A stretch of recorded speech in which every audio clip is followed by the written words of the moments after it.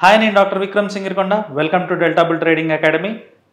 రోజులాగా మనం market డాటాను analyse చేసి రేపు ఎల్లుండిలో ఎలాంటి ట్రేడ్స్ తీసుకోవాలి, ఎలా లాభపడాలనే దాని గురించి కాకుండా ఈరోజు చాలా స్పెషల్ వీడియో చేస్తున్నాను. మార్కెట్ డాటాని అనలైజ్ చేసి ఎలక్షన్స్లో మనం ఇప్పుడు జనరల్గా లోక్సభ ఎలక్షన్స్ జరుగుతున్నాయి కదా, ఈ ఎలక్షన్స్లో ఎవరు పవర్లోకి రాబోతున్నారని 100% పర్సిషన్ తోటి మనం ఎలా కనిపెట్టొచ్చు అనే విషయం గురించి మాట్లాడుకుందాం. అయితే మార్కెట్ డాటాకి ఎలక్షన్ రిజల్ట్స్కి ఏంటి సంబంధం అంటారా? దీన్ని పూర్తిగా మీకు ఇప్పుడు కాసేపట్లో మీకు ఎక్స్ప్లెయిన్ చేస్తాను. దానికి ముందు కొన్ని కాన్సెప్ట్స్ మనం బాగా అర్థం చేసుకుందాం. ఒకటి ఏంటంటే, ఈ దేశంలో ఎలక్షన్స్లో ఎవరు గెలుస్తారనే దాని మీద కేవలం ఇద్దరి జీవితాలు మాత్రమే ఆధారపడి ఉంటాయి. ఒకటి మధ్యతరగతి కుటుంబాలు. ఎందుకంటే వీళ్ళు ఎంతసేపు వచ్చిన వాళ్ళు నాకేమిస్తారు, సబ్సిడీల్లో ఏదైనా దొరుకుతుందా, గ్యాస్ ధరలు తగ్గుతాయా, కరెంటు ఛార్జీలు ఎలా ఉండబోతున్నాయి, మా బతుకులు ఏమన్నా మారతాయా అని ఆలోచిస్తూ ఉంటారు. కాబట్టి ఈ మధ్యతరగతి, దిగువ తరగతి వీళ్ళు ఎలక్షన్ రిజల్ట్స్ ఎవరు రాబోతున్నారు అనే దాని మీద వాళ్ళ జీవితాలు మొత్తం ఆధారపడుతూ ఉంటాయి. వీళ్ళు ఒక రకం అయితే మార్కెట్లో ఇంకొక రకం ఉంటారు. వాళ్ళు ఎవరు అంటే ట్రేడర్స్ అండ్ ఇన్వెస్టర్స్. ఈ రెండు జాతులు కాకుండా ఇప్పుడు మనం ఈ రెండు రకాల జనాలు ఉన్నారు దేశంలో అనుకుంటే, ఈ రెండు రకాల జనాలు కాకుండా ఇంకెవరికి కూడా ఈ దేశంలో ఎవరు పవర్లోకి వచ్చినా కూడా వాళ్ళకు ఒరిగేది ఏమీ ఉండదు. ఎప్పుడులాగే రోజు పొద్దున్నే లేచి 9 గంటలకు ఆఫీస్కి వెళ్ళి సాయంత్రం వచ్చి మళ్ళీ టీవీ ఆన్ చేసుకొని న్యూస్ చూడడం తప్ప వాళ్ళు రోజు చేసేది కానీ, లేకపోతే గవర్నమెంట్ మారిపోవడం వల్ల ఉన్నట్టుండిగా వాళ్ళ జీవితాల్లో మార్పులు ఎలాంటివి రావు. సో ఏదైనా మీరు టీవీ ఛానల్స్లో చూసినట్లయితే ఎగ్జిట్ పోల్స్ అని, ఒపీనియన్ పోల్స్ అని మీరు చూస్తూ ఉంటారు. వీటిని బేస్ చేసుకొని రాబోయే ఎన్నికల్లో ఎవరు పవర్లోకి వస్తారు అనేది డాటా సేకరించి మన ముందు పెడుతూ ఉంటారు. ఇప్పుడు ఒపీనియన్ పోల్స్లో ఉన్న డిసడ్వాంటేజ్ ఏంటి అంటే, వీళ్ళు శాంపుల్ సైజ్ ఎంత ఉంటుంది అంటే 1000 లేదా 10,000 మెంబర్స్ కన్నా ఎక్కువగా వీళ్ళు ఏం శాంపుల్ సైజ్ చేయరు. వాళ్ళని బేస్ చేసుకొని ఈ శాంపుల్ సైజులో ఏం చూసుకుంటారు, డిఫరెంట్ రిలీజియన్స్, జెండర్, తర్వాత ఏజ్కి సంబంధించి రీజియన్స్, ఇలాగ కేటగరైజ్ చేసుకొని డాటా సేకరించి ఆ డాటాలో వాళ్ళు ఎటువైపు బయాస్ ఉంది, మార్కెట్ మూడ్ ఎటుంది అనేది ప్రెడిక్ట్ చేస్తూ ఉంటారు. సో దీనివల్ల ఒక 50% ఛాన్సెస్ వీళ్ళు చెప్పిన పోల్స్ నుంచి రావడానికి అవకాశం ఉంటుంది. అందుకే మనం different opinion polls different predictions ఇస్తూ ఉంటాయి. ఇప్పుడు చాలామంది ఏం చెప్తూ ఉంటారంటే ఒపీనియన్ పోల్స్ని డబ్బులు ఇచ్చి మారుస్తారు అని కూడా చెప్తూ ఉంటారు. సో ఇక్కడ వచ్చిన ఒపీనియన్ పోల్స్ ఎంతవరకు నిజం అనేది కూడా జనాలకి తెలియదు. అదే ఎగ్జిట్ పోల్స్ అనుకోండి, ఓటు వేసి బయటికి వస్తున్న జనాల దగ్గర మైక్ పెట్టి మేము ఒక సర్వే చేస్తున్నాము, ఎవరికి ఓటేశారు, ఎందుకు వేసారు అనే ఒక చిన్న ఇంటర్వ్యూ లాగా తీసుకొని ఆ డాటాని బేస్ చేసుకొని ఇస్తారు. ఈ ఎగ్జిట్ పోల్స్ 60 to 70% రైట్ అవ్వడానికి అవకాశం ఉంటుంది. ఎందుకంటే ఒపీనియన్ పోల్స్ తీసుకునే టైంకి ఎలక్షన్స్కి మధ్యలో 1 month గ్యాప్ ఉంటుంది. కాబట్టి వీడు ఒపీనియన్ చెప్పేప్పుడు ఒక పార్టీ వైపు చెప్పినా వెళ్ళి ఓటు వేసేప్పుడు ఎటేస్తాడు అనేది మళ్ళీ తెలియదు. కాబట్టి ఎగ్జిట్ పోల్స్లో ఏంటంటే, ఎగ్జిట్ పోల్స్లో ఆల్రెడీ ఓటేసి బయటకు వస్తున్నాడు కాబట్టి ఓటేసి బయటకు వస్తున్నప్పుడు అడిగితే అప్పుడు వచ్చే ఒపీనియన్ వచ్చేసి మనకి పోల్లో 60 to 70% కరెక్ట్ అవ్వడానికి అవకాశం వస్తుంది. కానీ ఈ రెండింటిని కూడా మ్యానిపులేట్ చేయడానికి చాలా ఆస్కారం ఉంటుంది. డబ్బులు ఇచ్చి మీడియా హౌసెస్ని కొని వాళ్ళకు అనుకూలంగా రాపించుకోవడానికి అవకాశం ఉంటుంది.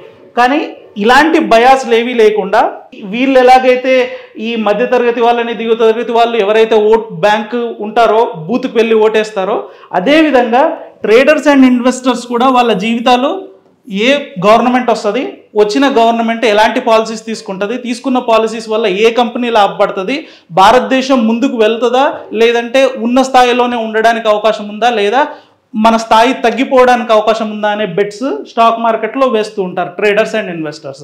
సో వీళ్ళ జీవితాలు ఎంతైతే ముడిపడి ఉంటాయో వీళ్ళ జీవితాలు కూడా అంతే ముడిపడి ఉంటాయి. అండ్ ఇక్కడ ఆల్రెడీ బెట్స్ తీసుకొని ఉంటారు. స్టాక్ మార్కెట్లో రాబోయే ఎన్నికల్ని ఊహించి బెట్స్, వాళ్ళ స్టేక్, వాళ్ళ ఆస్తులు, వాళ్ళకి సంబంధించిన డబ్బులు అందులో ఇన్వెస్ట్ చేసి ఉంటారు. కాబట్టి వీళ్ళకి సంబంధించిన డాటాని మనకి ట్రాన్స్పరెంట్గా ఉంటుంది. ఇక్కడ మ్యానిపులేట్ చేసినట్టుగా ఇక్కడ మ్యానిపులేట్ చేయడానికి అవ్వదు. సో ట్రేడర్స్, ఇన్వెస్టర్స్ మార్కెట్లో ఎలాంటి బెట్స్ తీసుకున్నారో మనం కనిపెట్టగలిగితే మార్కెట్లో ఎలాంటి మూడ్ ఉందో తెలిస్తే అదే దేశంలో కూడా గ్రౌండ్ లెవెల్లో ఆ మూడ్ ఉంది అనే విషయాన్ని మనం కనిపెట్టవచ్చు.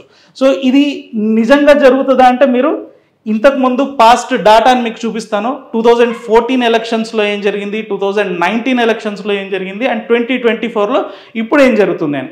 సో ఆ డాటాని మీకు ముందు చూపించే ముందు మనం కొన్ని అజంప్షన్స్ కానీ లేదంటే ఎలా దాన్ని అంచనా వేస్తాం అనేది చూద్దాం.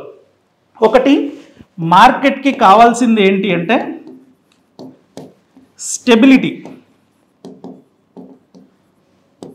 నేను స్టాక్ మార్కెట్లో మనీ సంపాదించాలి అంటే మార్కెట్ స్టేబుల్గా ఉండాలి. మార్కెట్కి స్టెబిలిటీ ఉండాలి అంటే పాలసీస్ ఎవరు తీసుకుంటారో వాళ్ళు ఫుల్ మెజారిటీతో ఉండాలి. ఇప్పుడు చూసినట్లయితే ఇప్పుడు అపోజిషన్ కూడా గట్టిగా ఉందనుకోండి, మంచికో చెడుకో వచ్చిన గవర్నమెంట్ ఏదైనా పాలసీ తీసుకొస్తే అది పాస్ అవ్వడానికి చాలా కష్టాలు పడాల్సి ఉంటుంది. సో మార్కెట్కి అలాంటి ఇన్స్టెబిలిటీ నచ్చదు. మార్కెట్కి ఏం నచ్చుతుంది అంటే పార్టీతో సంబంధం లేదు, డబ్బులకి ఎప్పుడు కూడా బంధుత్వం ఉండదు అంటారు. డబ్బులకి ఎప్పుడు ఏంటి, మన డబ్బులు రెట్టింపు అవ్వాలి అంటే అక్కడ కంప్లీట్గా ఎకనామిక్స్ మాత్రమే రన్ అవుతూ ఉంటుంది తప్ప నా ఎమోషన్స్ తోటి మీ ఎమోషన్స్ తోటి సంబంధం ఉండదు. కాబట్టి ఏ పార్టీ వచ్చినా కూడా ఫుల్ మెజారిటీతో వస్తే మార్కెట్కి నచ్చుతుంది. లేదా అపోజిషన్ గట్టిగా ఉందనుకోండి, అది బీజేపీ వచ్చినా నచ్చదు, కాంగ్రెస్ వచ్చినా నచ్చదు. వాళ్ళకి ఏం కావాలి, ఏదైనా పాలసీ పెడితే అది చెడో మంచో కానీ ఇది ఖచ్చితంగా పాస్ అవుతుంది అనే కాన్ఫిడెన్స్ ఉంటే ఏదో ఒక డైరెక్షనల్ సైడ్ బెట్ తీసుకోవడానికి అవకాశం ఉంటుంది. కాబట్టి స్టెబిలిటీ కోసం చూస్తూ ఉంటారు. రెండోది,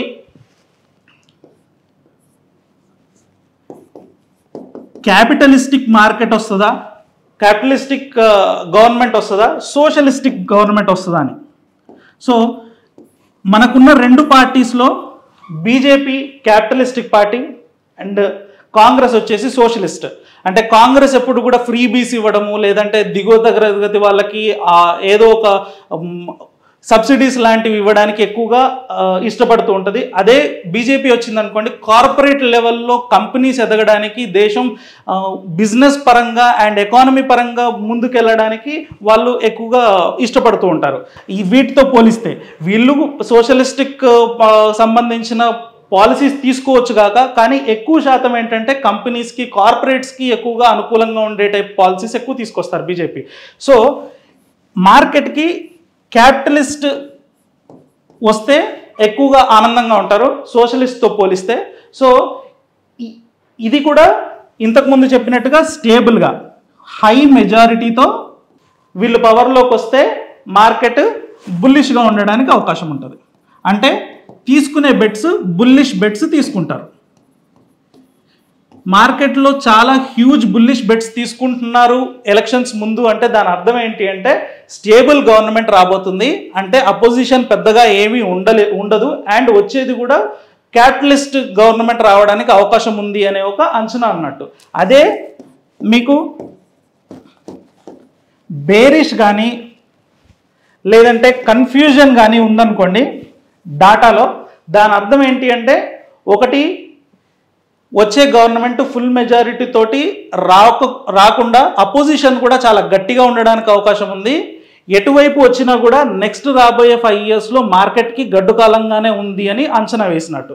సో ఈ బేసిస్ మీద మనం మార్కెట్లో ఉన్న డాటాని ప్రీవియస్ 2014 ఎలా అంచనా వేసింది మార్కెట్, 2019 ఎలా అంచనా వేసింది అండ్ 2024లో ఈరోజు ఎలాంటి బిల్డప్స్ జరుగుతున్నాయి దాన్ని బేస్ చేసుకొని మార్కెట్లో ఉన్న డాటాని బేస్ చేసుకొని మనకి నెక్స్ట్ బీజేపీ రాబోతుందా, కాంగ్రెస్ రాబోతుందా, వస్తే ఎలాంటి మెజారిటీస్తో రాబోతుంది అనేది క్లియర్గా మనకి డాటా చెప్తుంది. అది చూద్దాం. ఇప్పుడు నిఫ్టీ చార్ట్ వేశాను. నిఫ్టీ ఎందుకు తీసుకుంటున్నాము అంటే నిఫ్టీ అనేది టోటల్ మన ఇండియన్ ఎకానమీని రిప్రజెంట్ చేస్తుంది. కాబట్టి ఇండియన్ ఎకానమీని మీద బెట్ చేయాలి అనుకున్న వాళ్ళు ఫస్ట్ నిఫ్టీలో బెట్ చేస్తూ ఉంటారు. కాబట్టి నిఫ్టీ అనేది మనం స్టాండర్డ్గా తీసుకుందాం. ఇందులో 50 హైయెస్ట్ అవుట్ పర్ఫార్మింగ్ స్టాక్స్కి సంబంధించిన యావరేజ్ కాబట్టి దీన్ని చూసినప్పుడు మనకేంటంటే ఎక్కువ శాతం బయాస్ అనేది క్లియర్గా కనబడుతూ ఉంటుంది. ఇప్పుడు 2014 ఎలక్షన్స్కి 1 monthకి ముందు మనం ఏది కూడా 2014 ఎలక్షన్ 1 month ముందు ఎలాంటి డాటా ప్రిపేర్ అయింది అండ్ 19 ఎలక్షన్స్లో ఎలాంటి డాటా 1 month ముందు ఉంది అండ్ దెన్ ఇప్పుడు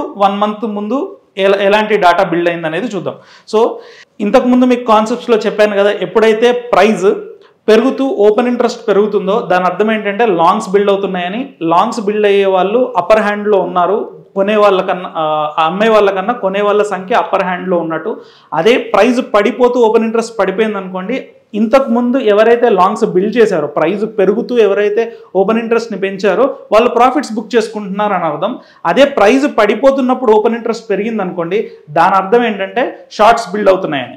సో మార్కెట్లో ఎలాంటి బయాస్ ఉంది, ఎవరు ఎటువైపు ఎక్కువగా గ్రౌండ్ లెవెల్లో ఎవరు రావడానికి అవకాశం ఉంది అనేది ఎలా తెలుస్తుంది అంటే లాంగ్స్ అండ్ లాంగ్ అన్వైండింగ్స్ ఇవి ఎక్కువగా ఎన్ని ఉన్నాయి లాస్ట్ 1 మంత్లో. 1 మంత్ అంటే ఏంటి, 20 days ఆఫ్ సెషన్. మనకి 1 మంత్లో 20 సెషన్స్ వర్కింగ్ సెషన్స్ ఉంటాయి కాబట్టి ఆ 20 సెషన్స్లో ఎన్నిసార్లు లాంగ్స్ అండ్ లాంగ్ అన్వైండింగ్స్ జరిగాయి, ఎన్నిసార్లు షార్ట్స్ అండ్ షార్ట్ కవరింగ్స్ జరిగాయో చూస్తే దాన్ని బట్టి మార్కెట్లో ఉన్న మూడ్ ఎలా ఉంది.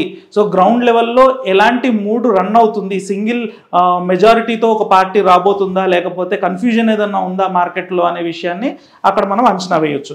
అలా చూసుకున్నట్లయితే 2014లో 20 daysది చూసుకున్నట్లయితే ఇక్కడ చూడండి, లాంగ్స్ 1 2 3 4 5 6, నేను లాంగ్ అన్వైండింగ్స్ కూడా కౌంట్ చేస్తున్నాను, 6 7 8 9 10 11 12 13 14. సో 14 times 20 daysలో 14 times longs and long unwindings మాత్రమే మనం బిల్డ్ అవ్వడం గమనించవచ్చు ఇక్కడ. సో దాని అర్థం ఏంటి అంటే 2014 ఎలక్షన్స్లో ఒకే ఒక పార్టీ ఫుల్ మెజారిటీతో రాబోతుంది అని మార్కెట్ అంచనా వేసింది. అదేవిధంగా మనకి 2014 ఎలక్షన్స్లో బీజేపీ అనేది ఫుల్ మెజారిటీతో రావడం జరిగింది. అండ్ దీంట్లో చూసుకున్నట్లయితే అంటే మీరు ఇప్పుడు న్యూస్ ఛానల్స్లో చూసుంటారు ఎంత పర్సెంటేజ్ ఆఫ్ ఓట్ షేర్ ఎవరికి రాబోతుంది అని. ఆ ఓట్ షేర్ పర్సెంటేజ్ని దీంట్లోకి మనం కన్వర్ట్ చేసామనుకోండి, 20లో 14 అంటే ఎంత, 70%. So 70% of the country, 70% of the vote share ఒక పార్టీకి రాబోతుంది. మిగతా వాళ్ళు ఓట్స్ సంపాదించినా కూడా వాళ్ళు చాలా నెగ్లిజిబుల్గా ఉండి అపోజిషన్ కూడా పెద్దగా బిల్డ్ చేయడానికి అవకాశం లేదు అన్నట్టుగా మనకి ఇక 2014 ఎలక్షన్స్ క్లియర్గా మనకి ట్రెండ్ చెప్తుంది. ఇదే 2019లో చూడండి. సో 2019లో చూసుకున్నట్లయితే లాంగ్స్ చూడండి 1 2 3 4 5 6 7 8 9 10 11 12 13 14 15 16. సో టోటల్ 2019 ఎలక్షన్స్కి వచ్చేప్పటికి 16 ఇన్స్టెన్సెస్ లాంగ్స్ అండ్ లాంగ్ అన్వైండింగ్స్ జరిగితే 4 మాత్రమే షార్ట్స్ అండ్ షార్ట్ కవరింగ్ జరిగింది. అంటే 2014 ఎలక్షన్స్ కన్నా 2019 ఎలక్షన్స్లో బయాస్ ఇంకా ఎక్కువగా షిఫ్ట్ అయింది. ఓట్ షేర్ చాలా అపోజిషన్కి ఇంకా తగ్గిపోయిందనే విషయం మనకి ఇక్కడ డాటా చెప్పింది. అంటే గ్రౌండ్ లెవెల్లో పార్టీ మారడానికి అంటే ఇంకొక పవర్లోకి ఇంకో పార్టీ వస్తుంది అనే అంచనాలు చాలా చాలా తక్కువ ఉన్నాయి. మీరు అప్పటి మూడ్ కూడా గమనించినట్లయితే మనకి గ్రౌండ్ లెవెల్లో కూడా చాలా క్లియర్గా మనకి అందరికీ తెలుస్తూ ఉండేది బీజేపీ మళ్ళీ రాబోతుంది అని. సో అదేవిధంగా డాటాలో కూడా అలాంటి బిల్టప్పే మనకి క్లియర్గా కనబడుతుంది. 16 times మనకి 20 సెషన్స్లో 16 times మనకి లాంగ్ అన్వైండింగ్ కనబడితే 4 సెషన్స్ మాత్రమే షార్ట్ కవరింగ్ కనబడ్డది. అంటే చాలా ఎక్కువ శాతం మంది మార్కెట్లోకి మళ్ళీ ఇంతకుముందు ఏ గవర్నమెంట్ ఉందో అదే గవర్నమెంట్ మళ్ళీ అదే ఫుల్ మెజారిటీతో రావడానికి అవకాశం ఉందనే బెట్ చేశారు. సో ఇప్పుడు 2024 ఎలక్షన్స్కి ఎలాంటిది జరుగుతుందనేది మనం చూద్దాం. సో 2024కి సంబంధించిన డాటా చూసినట్లయితే లాంగ్స్ అండ్ లాంగ్ అన్వైండింగ్స్ కౌంట్ చేద్దాము. 1 2 3 4 5 6 7 8 9 10 11. లాంగ్స్ 11 ఉంటే 9 షార్ట్ కవరింగ్స్ ఉన్నాయి. Shorts and short coverings 11, longs and long unwindings. ఇప్పుడు మార్కెట్ మూడ్ క్లియర్గా అర్థమవుతుందా? 55% బీజేపీ రావడానికి అవకాశం ఉందని మార్కెట్ ఎలాగైతే అంచనా వేస్తుందో 45% కాంగ్రెస్ రావడానికి అవకాశం ఉందని కూడా అదే విధంగా మార్కెట్ బెట్ చేస్తుంది. అంటే మార్కెట్ షేర్ ఇంతకు ముందు ఓట్ షేర్ ఎలాగైతే 2014 అండ్ 2019లో క్లియర్ ట్రెండ్ ఒక పార్టీ వైపు ఎలా అయితే కనబడిందో ఇప్పుడు ఆ పరిస్థితి లేదు. ఒకవేళ బీజేపీ రావడానికే అవకాశాలు ఎక్కువ ఉన్నప్పటికీ అపోజిషన్ కూడా మంచి పట్టుతోటి ఒక ఇంతకు ముందు కన్నా ఎక్కువ సీట్స్ తెచ్చుకొని లెజిస్లేషన్ పాసింగ్లో ఏదైతే బిల్స్ పాస్ అవ్వడానికి అవకాశం ఉంటుందో అక్కడ వాళ్ళ చెప్పడానికి అవకాశం ఉండే అంతగా కాంగ్రెస్ కూడా పార్టీలోకి పవర్లోకి రావడానికి అవకాశం ఉంది. సో మనం ఈ డాటాని బేస్ చేసుకొని గ్రౌండ్ లెవెల్లో బెట్ చేస్తున్న వాళ్ళ సంఖ్య మనం మోర్ దాన్ 6 lakh పీపుల్ బెట్స్ని మనం చూస్తున్నాం. అంటే ఆన్ అన్ యావరేజ్గా జనరల్గా ఏదైనా ఒక సంస్థ ఎగ్జిట్ పోల్స్ కానీ ఒపీనియన్ పోల్స్ కానీ నడిపినట్లయితే 1000 లేదా 10,000 డాటాని కలెక్ట్ చేయడమే చాలా ఎక్కువ. అలాంటిది మనం 6 lakh పీపుల్ డాటాని మనం అనలైజ్ చేసి మార్కెట్లో ఎలాంటి ట్రెండ్ ఉందో దాన్ని బేస్ చేసుకొని గ్రౌండ్ లెవెల్లో ఏ పార్టీ రాబోతుంది అనేది అంచనా వేయడానికి ఈ విధంగా ఆస్కారపడుతుంది. సో లాస్ట్ 2 times కూడా ఎంతైతే 100% అక్యురసీ తోటి మార్కెట్ డాటా ప్రెడిక్ట్ చేసిందో ఇప్పుడు కూడా ఇదే 100% అక్యురసీ తోటి మనం రాబోయే ఎలక్షన్ రిజల్ట్స్ని చూడబోతున్నాం. సో ఎవరికి నచ్చినా నచ్చకపోయినా ఎవరు ఎలాంటి బయాస్తో ఉన్నప్పటికీ కూడా మార్కెట్ యొక్క డాటా అనేది ఎకానమిక్స్కి సంబంధించింది కాబట్టి సొంత స్టేక్ని పెట్టి బెట్ చేస్తూ ఉంటారు కాబట్టి మీకు బయట ఎవరు ఏం చెప్పినా ఎలాంటి బయాస్ నడుస్తున్నా ఇది మాత్రం ట్రూత్ అండ్ రియాలిటీ అనమాట. ఈ రియాలిటీకి చాలా దగ్గరగా ఉండే డాటా కాబట్టి మీరు మీ ఫ్యామిలీలో కానీ మీ ఫ్రెండ్స్లో కానీ ఎవరైనా బీజేపీ వస్తుందా కాంగ్రెస్ వస్తుందా అనే ఒక ఫైట్ జరుగుతుంది అనుకోండి, ఈ డాటా చూపించండి. ఈ డాటా చూపించి ఈ కార్పొరేట్స్ అండ్ అనలిస్ట్స్ ఎకానమీని గ్రౌండ్ లెవెల్ని రీసెర్చ్ చేసుకొని మనీ ఎక్కడ పెట్ చేస్తున్నారో దాన్ని బేస్ చేసుకొని చెప్తున్నాం కాబట్టి 100% అక్యురేట్గా బీజేపీ పవర్లోకి వస్తుంది. అదేవిధంగా కాంగ్రెస్ చాలా బిగ్గర్ అపోజిషన్గా ఎమర్జ్ అవ్వబోతుంది అనే విషయాన్ని మీరు క్లియర్గా మీరు ఈ డాటా చూసి చెప్పండి. సో ఇలాంటి ఇంట్రెస్టింగ్ అనలిటికల్ వీడియోతో మళ్ళీ నెక్స్ట్ వీడియోలో కలుసుకుందాం. అంతవరకు థ్యాంక్ యూ.